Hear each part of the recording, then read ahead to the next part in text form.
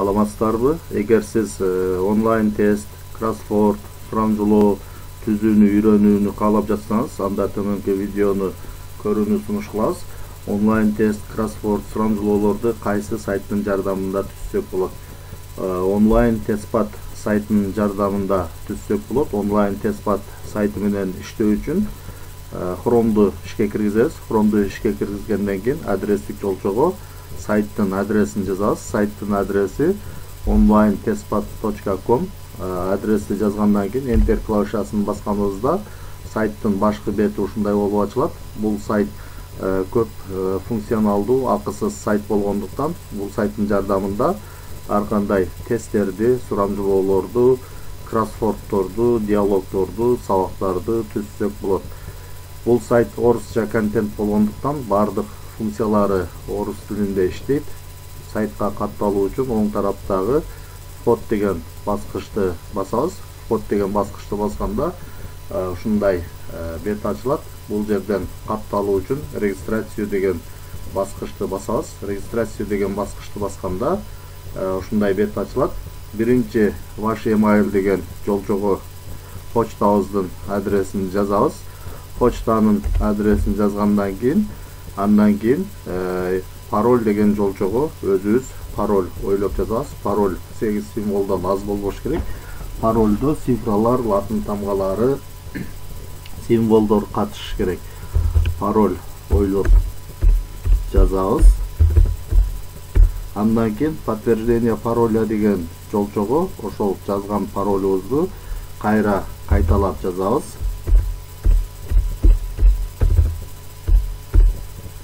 Андан кийин бул жерден сайттан жаңылыктар келбесин десек, анда бул жердеги галочканы алып коебуз. Сайттын шарттарына макулбуз деп белги коебуз. Андан кийин зарегистрироваться деген баскычты басабыз. Басканда ушундай билдирүү чыгат. Сиздин сайтка катталуу боюнча заявкаңыз кабыл алынды. Катталууну тастыктоо үчүн почтаңызга келген каттагы ссылка аркылуу өтүп катталууну тастыктаңыз деп. Ал ссылка 24 саат активдүү болот. Демек биз сайтка катталган почтабызга киришибиз керек. Ал үчүн жаңы вкладка ачып туруп, бул жерде аккаунттун жанындагы Google'дун приложениялары деген баскычты басабыз. Ошол сайтка катталган почтабызга киребиз. Бул жерден почтаны тандайбыз.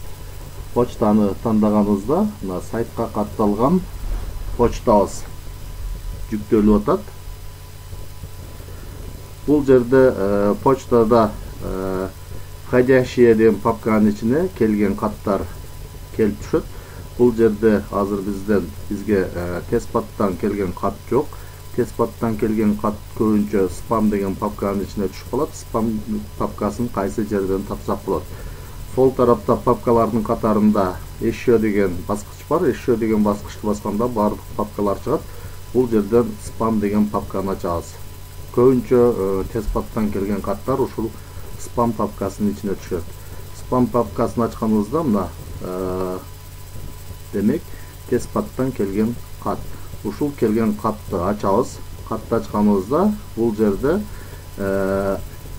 катталууну аяктоо үчүн ссылка аркылуу өтүңүз деп ушул ссылканы басабыз.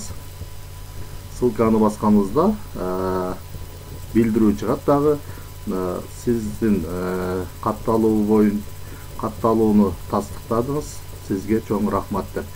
Андан кийин сайтка кирүү үчүн войти на сайт деген баскычты басабыз. Басканыбызда бизден кайрадан электрондук почтабызды, паролубузду сурайт.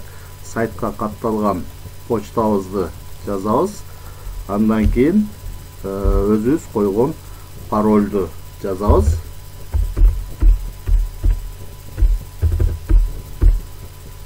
Эгерде компьютер өзүңүздөрдүкү болсо, логин жана паролду сактап коюу үчүн запомнить мене көзөнөкчөсүнө галочка коебуз. Бул жерден войти деген баскычты басканыбызда биз сайтка киребиз. Мына бул жерде вход деген жазуунун ордуна аккаунттун белгиси чыгып калат. Демек биз сайтка катталдык. Сайтка катталгандан кийин өзүбүздүн профилди настройка кылып алсак болот. Профилди настройка кылуу үчүн бул жерде аккаунттун белгисин басабыз дагы.